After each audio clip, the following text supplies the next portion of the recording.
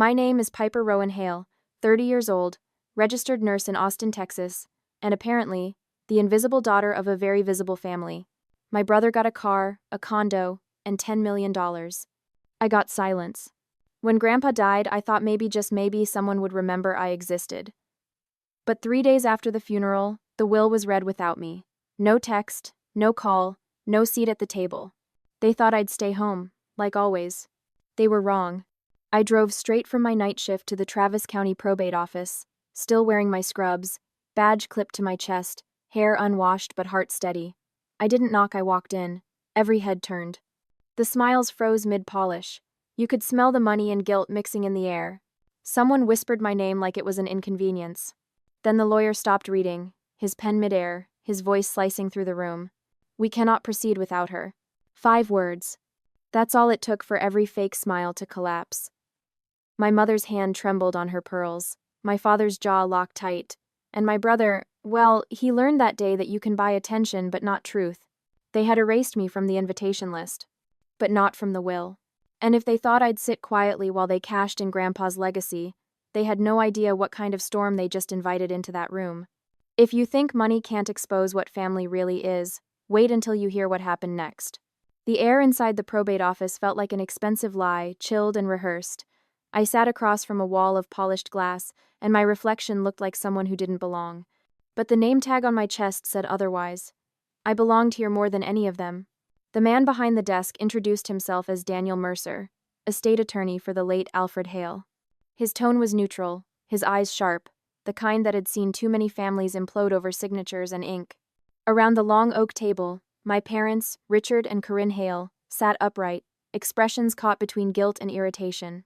Across from me, my brother Mason Hale leaned back with the kind of arrogance that comes from being told your entire life that you were the favorite. I didn't look at any of them. I focused on the thin folder resting in front of Mercer's hand. Inside it lay the truth they had tried to bury under silence. Mercer cleared his throat once, deliberate. The will of Mr. Alfred Hale contains 2 specific clauses that alter the distribution of this estate. He paused long enough for the room to tense. The first is an ethical care clause. I felt the air tighten. Mason stopped tapping his pen. Mercer continued, his voice steady. This clause declares that any inheritance, gift, or trust allocation is valid only upon the presence of the individual who provided the most consistent and documented personal care to Mr. Hale during his final year. No one moved. It was the kind of silence that exposes more than words ever could. Mercer slid a file toward me. Inside was my handwriting medication logs, shift notes, signed charts from the hospital. Proof that I was there, every single night. Proof they couldn't erase. He went on. The second is a no contest clause. Should any family member file an objection to this document without just cause, they forfeit all claims to their designated inheritance. A pulse of panic ran through the room. My mother's breath hitched. My father's hands clenched together like he could hold the family together by force. Mason shifted in his chair, the first crack in his confidence showing. Mercer lifted a sealed envelope, beige and heavy with intent. This letter was written by Mr. Hale 3 months before his passing. He requested it be read aloud at the time of the estate proceedings. He opened it carefully, unfolded the pages, and read. To my family, you have mistaken inheritance for love. I watched it happen slowly, the dinners that turned into negotiations, the birthdays that became photo opportunities. I don't blame you for wanting comfort, but I cannot reward greed. There is only one person who ever showed up without asking for anything in return. She didn't come for approval or applause. She came with soup, with medicine, with silence when words would only cheapen the moment. She understood that loyalty isn't loud. For that reason, everything I've built, my land, my accounts, my home, will be placed into a trust under her guardianship. I trust she will know what to do with it. Wealth is not to be displayed. It is to be protected. Mercer lowered the letter slowly. The only sound was the hum of the air conditioner. In that moment, the hierarchy of the Hale family collapsed. The golden child, the polished parents, the distant relatives, all of it cracked under the weight of truth. I didn't feel triumphant. Not yet. I felt clarity, like breathing fresh air after years underground. Grandpa Alfred had seen through the show. He'd seen me. Mercer closed the folder, his tone returning to professional neutrality. The trust will be transferred to Piper Rowan Hale within 72 hours of final signature. There will be no provisional period. All titles attached to Mr. Hale's estate will now bear her name. Mason finally looked at me then, not as a sister but as a threat. My mother stared down at the table, the weight of her own favoritism reflected back at her in the polished wood. My father exhaled through his teeth, a sound that carried years of denial. I didn't speak. There was nothing left to say that the paper hadn't already declared. When Mercer asked if anyone wished to contest, no one answered. Not yet. I knew them well enough to understand that their silence wasn't surrender, it was strategy. But that didn't matter. For once, the law was louder than their manipulation. The ink had dried. The decision was real. I left the building without a single glance behind me. The Texas heat hit me like a warning, hot and electric. Somewhere in the city, Mason's name was still trending, his face still smiling from old interviews about family legacy and entrepreneurial spirit. I wondered how long that facade would last when the truth caught up. The storm wasn't over, but for the first time it wasn't on my horizon, it was on theirs. The quiet after a storm is never peace. It is the sound of people regrouping. A week passed, and silence began to move like static through my phone. Notifications came in waves, names I hadn't seen in years suddenly blinking back to life. I didn't open them at first. Curiosity is a dangerous habit. It makes you look for validation where there's only venom. When I finally did, it wasn't a message from family. It was a link. A podcast. The thumbnail showed Mason Hale, framed by studio lights, chin tilted in manufactured sincerity. The title read, "Legacy or Lies? The Truth About the Hale Estate." I pressed play. His voice carried the confidence of someone who had never been told no. Calm, wounded, deliberate. He spoke of betrayal, of manipulation, of a relative who twisted our grandfather's kindness into control. He never said my name, but he didn't need to. Every sentence was a breadcrumb leading straight to me. Within hours, hashtags started to multiply. Clips were reposted with captions like, "Greedy sister steals inheritance." My inbox turned toxic. Some strangers called me a hero, others called me worse. I stayed quiet. I had learned that silence terrifies people who depend on noise to stay relevant. Then came the article. An online magazine picked up Mason's story, packaging it like a morality tale about ambition, family, and betrayal. They used an old photo, one where I stood off to the side, blurred and half-lit. They didn't ask for permission. They never do. At the hospital, whispers followed me through the corridors. Pity disguised as politeness. A few coworkers stopped making eye contact. The headlines had done their job. In their minds, I wasn't a nurse anymore. I was a scandal. That night, I sat in my apartment, the only light coming from my phone. Post after post, share after share. Mason's voice looping through my speakers like a sermon. I thought about deleting everything, starting over somewhere else. Then another notification appeared, an email from Daniel Mercer. Attached was a short message. Mr. Hale anticipated this. There was a file. Inside, a series of documents Grandpa Alfred had prepared months before his death, medical reports, care logs, even grocery receipts with my signature. Every timestamp, every purchase, every visit was accounted for. He had built an archive of truth. I didn't respond to Mercer. I didn't need to. He already understood what kind of war this was becoming. The next morning, Mason posted again, this time a live stream. I didn't watch it, but the metrics did. Thousands tuned in to watch him cry without tears, to watch him sell remorse like it came with a refund policy. The comments were a performance of empathy. Digital applause for suffering. By midday, my mother's name trended too. Corinne Hale, sharing a post about forgiveness and family unity. A slideshow of curated nostalgia, childhood photos, filtered sunsets, the illusion of togetherness. Each caption crafted like a weapon wrapped in kindness. We may stumble, but we never abandon each other. It was manipulation disguised as grace. I wanted to be angry, but anger was too small for what I felt. It was something colder, cleaner, a kind of stillness that no longer required defending myself. They could craft their narrative. I would curate my evidence. By evening, Mason's sponsors began pulling their ads from his startup. One by one, press releases appeared about realigning values and ethical partnerships. Public image burns fast when fueled by lies. I didn't celebrate. I didn't need to. The fire wasn't mine to feed. Still, damage spreads quietly. My phone kept vibrating with apologies from acquaintances. I barely knew people who had believed him first, then realized the story didn't hold. They wanted absolution, the kind that comes cheap through a text. I gave them nothing. Days blurred. At work, patients smiled like they'd seen my face before. Some recognized me from Mason's clips. I learned to wear indifference like armor. I kept showing up, punching in, doing the job that required no cameras, no applause. One night, after a double shift, I came home to find a package at my door. No return label. Inside, a hard drive. Mercer's handwriting on a note. Backup copy, keep it safe. I plugged it in. Dozens of files unfolded before me: videos, voice memos, even a recorded conversation between Mason and my parents, discussing how to handle optics if the will goes public.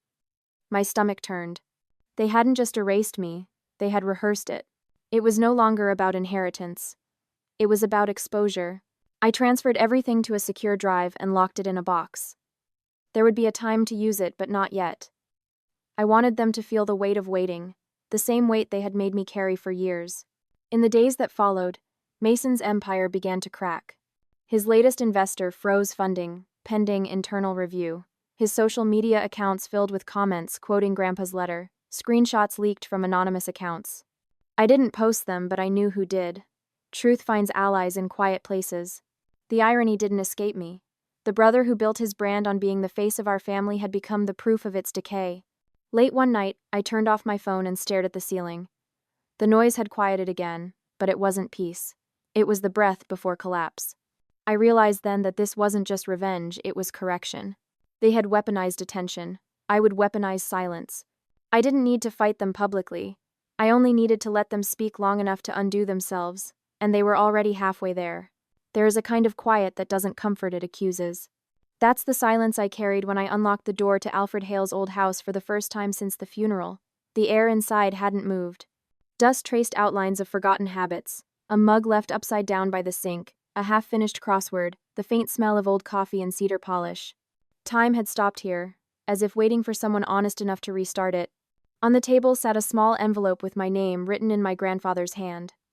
Inside was a flash drive. No explanation, no letter, just the object itself, like an inheritance of truth. I took it home, plugged it into my laptop, and waited for it to load. The file was labeled Voice Memo, Alfred, Hale, Final. For a moment I hesitated. Listening to a ghost requires a different kind of courage, the kind that doesn't come with applause. When I pressed play, his voice filled the room, warm, steady, unmistakably him. He spoke like he was sitting right across from me. He talked about mistakes, the kind that don't leave bruises but still leave marks. He said families are built on repetition, the same lies told until everyone starts to believe them. He said he'd spent too many years funding comfort for people who only visited when their comfort was threatened. Then his tone softened. He said he'd seen me not just as a granddaughter, but as proof that decency didn't die with his generation.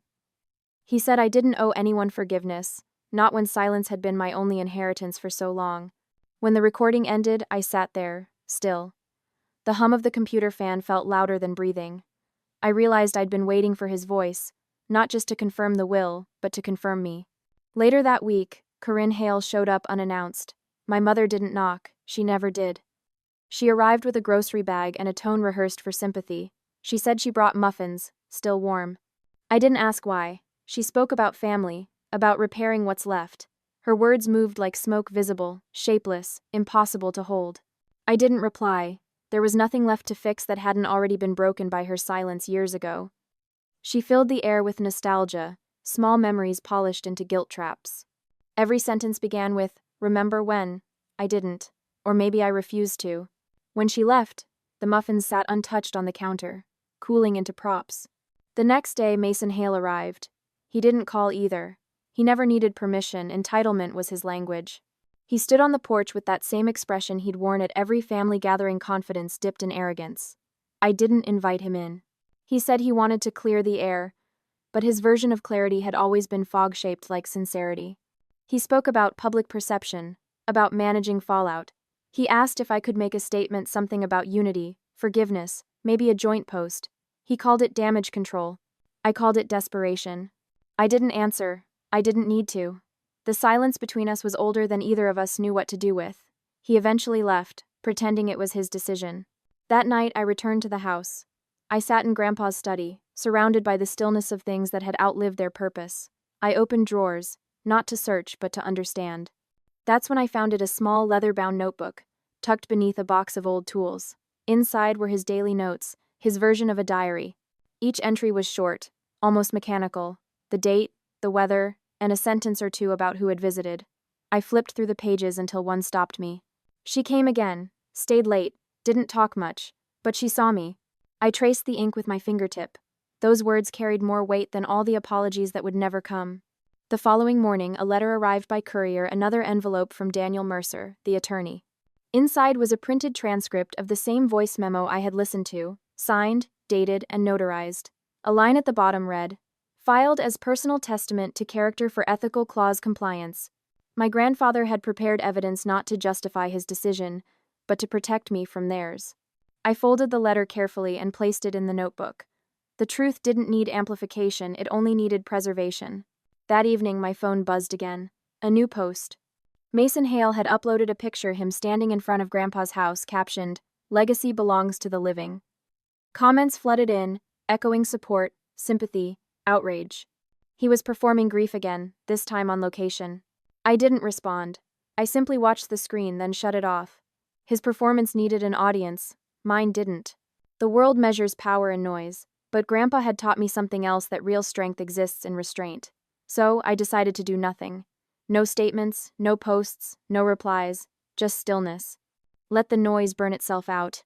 When I went to bed that night, the voice memo replayed in my head, every word a thread pulling me toward resolve.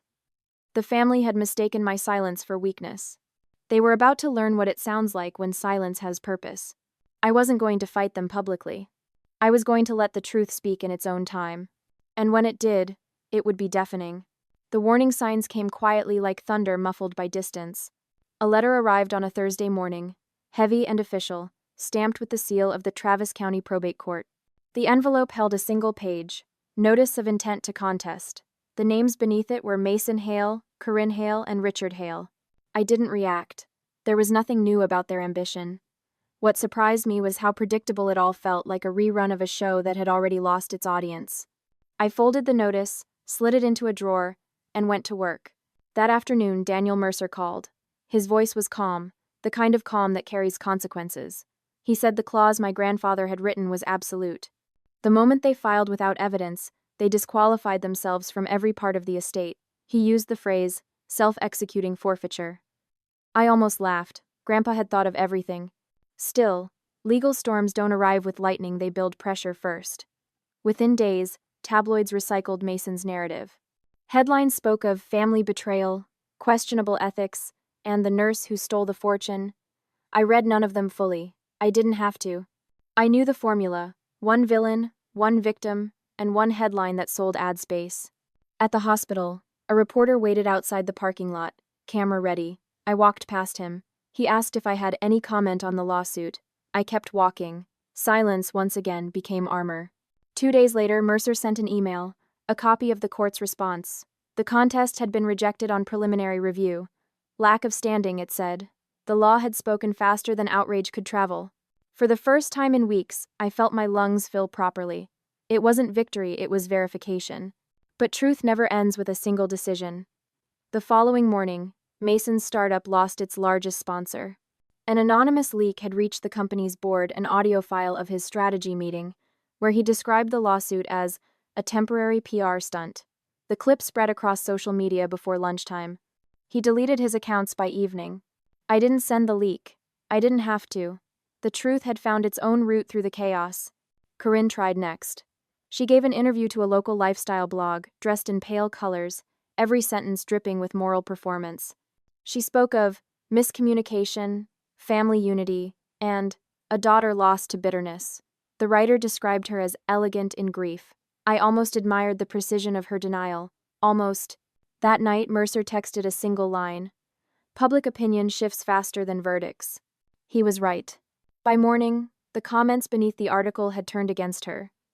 Screenshots of court documents surfaced, showing the rejection of their filing. One user wrote, "Funny how unity matters when money's gone." Another replied, "Maybe the nurse earned it." I didn't comment. I didn't share. I didn't correct. Silence, again, did the work for me. In the background, lawyers worked through the final transfer. The estate was nearly mine, not in spirit, but in structure. The trust was validated, assets cataloged, titles reassigned. Mercer called it execution. I called it balance. Still, I understood that closure was not calm. It was confrontation waiting to happen. 3 weeks after the filing, I saw them again. Not in person, but on screen. A live stream Mason, Corinne, and Richard together framed against the family home's brick wall. They stood side by side, hands linked, faces solemn. They spoke of misunderstandings and forgiveness, their words rehearsed for sympathy. Viewers flooded the chat with heart emojis and hashtags about reconciliation. They wanted redemption more than reality, but truth doesn't bend to hashtags. I didn't watch to the end. I closed the tab, shut off my phone, and sat in stillness. The storm outside was gathering the real kind, thunder crawling over Austin skies. The air smelled like dust and rain. I wondered if they felt it too, the inevitability of consequence. The next morning, Mercer confirmed the final ruling. The will had been sealed, the trust irrevocable. Their names were officially struck from the record. What they'd filed had undone them. I went to my grandfather's house that afternoon. The locks were changed, the nameplate freshly engraved. Hale Trust Estate. Inside, sunlight slipped across the floorboards, clean and sharp. The house didn't feel haunted anymore, it felt earned. I walked through each room, not as a guest but as an heir of something larger than property. This wasn't about wealth, it was about acknowledgement, the kind denied for decades. I paused by the window where Grandpa used to sit reading the paper, his glasses sliding down his nose. I could almost hear him saying, "They'll show you who they are when you stop letting them tell you who you are." He had been right again.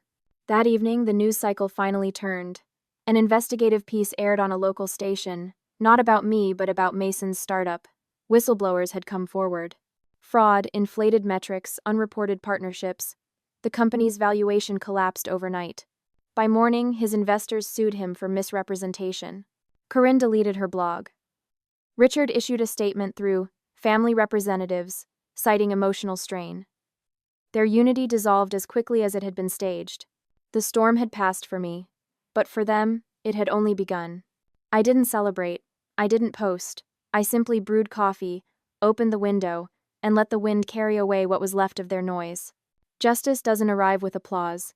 It arrives quietly, like dawn after a sleepless night. And that morning, it was bright enough to hurt. There's a difference between peace and quiet. Peace heals, quiet exposes. Weeks passed like fog, shifting, blurring, dissolving what used to matter. Austin carried on with its noise, but for the first time, none of it reached me. My life had settled into something ordinary again. Morning coffee, hospital shifts, the hum of monitors, the sound of life measured in heartbeats. I didn't look for updates about the family. I didn't need to. Truth has a way of finding you, even when you try to live without it. It began with a headline I couldn't ignore. Hale Tech declares bankruptcy amid fraud investigation. Mason's empire had collapsed. Investors filed lawsuits, clients withdrew, and sponsors vanished. The same journalists who once praised his vision now dissected his arrogance. Each article carried a tone of poetic justice, though none used those words. I didn't smile. It wasn't satisfaction. I felt it was the quiet understanding that no amount of noise could save someone from themselves. Then came Corinne Hale. A news clip showed her leaving a courthouse, face hidden behind dark glasses. The reporter's voice called it a settlement hearing. I knew that tone, the sound of someone narrating decay. Her blog had shut down. Her accounts were wiped clean. Years of curated perfection, gone with a single headline. Later, a neighbor told me she'd sold the family home in Houston. Moved to Florida, they said, somewhere quiet. I wondered if she liked the quiet now, or if it was finally loud enough to hear herself. As for Richard Hale, he disappeared entirely. No posts, no interviews, not even a name in public records. Silence swallowed him completely, the kind he had once used as a weapon. It was strange, watching destruction unfold from a distance. No anger, no triumph, just stillness. The kind that comes when the truth has already done its work. One morning, Daniel Mercer called. He said the final distribution of assets was complete, the trust settled, the house transferred, the accounts closed. He spoke like a man who had seen every version of greed, and none had surprised him. I thanked him, not for the money but for the proof. He said, "Your grandfather would be proud," and hung up before I could respond. That night, I visited the cemetery. The headstone was simple. Alfred Rowan Hale, 1938, 2023, a man who listened. No grand epitaph, just truth. I stood there until the streetlights flickered on. Wind moved through the grass, carrying the same stillness that had filled his house. I whispered something, I don't remember what, but it felt less like prayer, more like closure. After that, I let life move forward. The hospital became my anchor again. Patients came and went. Stories unfolded. Healing happened quietly. That's the thing about real work, it doesn't need validation. It just continues. Sometimes people recognized me. "You're the nurse from that family story," they'd say. Some offered sympathy, others curiosity. I nodded, smiled, and went back to work. The world had its narrative, I had mine. Months passed. Then, one afternoon, a letter arrived from a law firm in New York. Inside was a check not from my grandfather's estate, but from a foundation newly established in his name, the Alfred Hale Fund for Ethical Healthcare Workers. The note read, "Per the founder's final directive, you are designated as its first administrator." I read the words twice. The foundation wasn't just charity, it was legacy repurposed. My grandfather had turned wealth into something functional, something real. It was the first time money had ever felt moral. I accepted the position. Not for status, not for redemption, but because it felt like continuation not of wealth but of intent. From then on, every week was work and quiet purpose. The fund supported nurses, caregivers, and medical students who couldn't afford tuition. The name Hale began to mean something different, something uncorrupted. Occasionally, I'd hear whispers of Mason. He'd resurfaced on obscure podcasts, trying to rebuild an audience, but the world had moved on. The public that once worshipped noise had found new scandals to consume. His name now lingered in search results like dust visible only if you looked too hard. Corinne, too, remained a ghost of civility, occasionally mentioned in gossip columns, always framed as a woman seeking peace. I hoped she found it. But peace, like truth, doesn't come when you run, it comes when you stop. One night, while sorting old papers, I found the flash drive again, the one labeled voice memo, Alfred, Hale, final. I hadn't listened to it since that first night. I plugged it in, pressed play, and let his voice fill the room once more. He said something I'd missed before. If they try to silence you, let silence answer back. It speaks in ways words never can. It struck me differently this time. Back then, I thought silence was survival.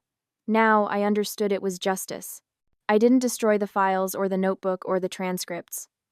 I kept them all, sealed in a safety deposit box. Not as evidence anymore, but as record. Truth doesn't need to be repeated, it only needs to exist. The next morning, I opened the windows wide. Sunlight hit the hardwood floors, same way it used to at Grandpa's house. I made coffee, the kind he liked, black, bitter, honest. Outside, the city pulsed as always, restless and hungry. But inside, it was different. The quiet no longer accused, it affirmed. For the first time in my life, silence wasn't something I endured. It was something I owned. There comes a moment when endings stop feeling dramatic. They just arrive quietly, like a door closing without echo. It was late spring when I decided to cut the last thread. The world outside had moved on, indifferent to the wreckage behind me. News outlets had found new scandals, investors new obsessions, and the Hale name had faded into background noise. But I knew unfinished things rot in silence. So, I chose to finish mine. The decision wasn't sudden. It came like erosion, slow, steady, certain. One morning, I woke up and realized there was nothing left to wait for. No apology, no redemption, no shared blood strong enough to justify the damage it carried. I drafted a single document, formal, clinical, absolute, petition for legal name change. From that day forward, Piper Rowan Hale would no longer exist. I printed the form, signed it, and drove to the courthouse. The clerk didn't look twice. To her, it was just paperwork. But to me, it was reclamation. My new name wasn't born from spite. It was born from survival. Ihoza Rowan Piper. Simple. Reversed. Mine. Names have weight. They carry stories you didn't choose. Debts you never owed. Letting go of Hale felt like exhaling after holding my breath for 30 years. Outside, the air was warm. The city hummed with its usual rhythm, buses, chatter, sirens, the endless pulse of people moving forward. I walked among them, unrecognized, unburdened. That evening, I went to the house one last time. The estate had been cleaned out, walls repainted, furniture removed. What remained was structure, wood, glass, air. Nothing sentimental. Just space, reclaimed from history. In the study, I placed a sealed envelope on the desk addressed to Daniel Mercer. Inside were the original documents, the will, the transcripts, the voice memo. I didn't want to keep them anymore. The truth had served its purpose. I didn't need proof to exist. Before leaving, I walked through the empty hallway. Sunlight spilled across the floorboards, the same way it had on the day everything began. For a moment I stood still, letting the warmth touch my face. It didn't feel like goodbye, it felt like permission. Back at home, the world felt lighter, like gravity had shifted. The foundation work kept me busy: applications, scholarships, emails. Every week, new names appeared in my inbox: nurses, students, caregivers, people chasing something better with less than enough. I read every story. Some reminded me of who I used to be. Others reminded me of who I refused to become. Sometimes, in quiet hours, I'd hear whispers from memory: Mason's voice rehearsing lies, Corinne's speeches dripping with grace, Richard's silence pressing down like weight. But they no longer hurt. They were just echoes of people who chose performance over peace. A few months later, a letter arrived from a small-town paper in Florida. A brief article, unremarkable headline: Local woman starts over after family scandal. It mentioned Corinne Hale working part-time at a library, focusing on community and reflection. There was no bitterness in reading it, only distance. Some lessons arrive when pride finally runs out. As for Mason Hale, I never saw his name again. Not online, not in print. Maybe he left the country. Maybe he didn't. Maybe the silence had finally swallowed him whole. Either way, it wasn't my concern. Time, I've learned, isn't healing by itself. It's the choices made in its passing that decide what heals and what festers. One night, while reviewing grant applications, I found a message tucked inside a submission form. It read, "Your story gave me courage to walk away from mine." No name, no signature, just that. I stared at it for a long time, realizing that revenge had never really been about destruction, it was about reclamation. Not taking from others, but taking back what they'd stolen. Your voice, your worth, yourself. The house, the money, the legal wins, those were consequences. The real victory was peace. Later that week, I returned to the cemetery. The air was soft, the sky the color of diluted gold. I placed a single white lily by my grandfather's headstone. Then I sat down, legs crossed, palms open, breathing in the stillness. I thought about the girl who once believed silence was punishment, who mistook being unseen for being unwanted. She was gone now, not erased, just evolved. There are stories we inherit and stories we write. This one, finally, was mine. I looked at the sky and thought of Grandpa's last words, carved into memory as clearly as his voice on that tape. "If they try to silence you, let silence answer back." I smiled, not out of joy but recognition. Silence had spoken. And the world had listened, even if it didn't know it. As I left the cemetery, a wind rose behind me, brushing against my shoulder like a whisper. Maybe it was imagination, maybe it was goodbye. Either way, I didn't turn around. The past doesn't need witnesses, it just needs closure. Driving home, the radio played softly some nameless song about starting over. Streetlights flickered one by one, like small certainties in an uncertain world. I rolled the windows down and let the night air in. Tomorrow would come quietly, without applause. And for once, I was ready for it.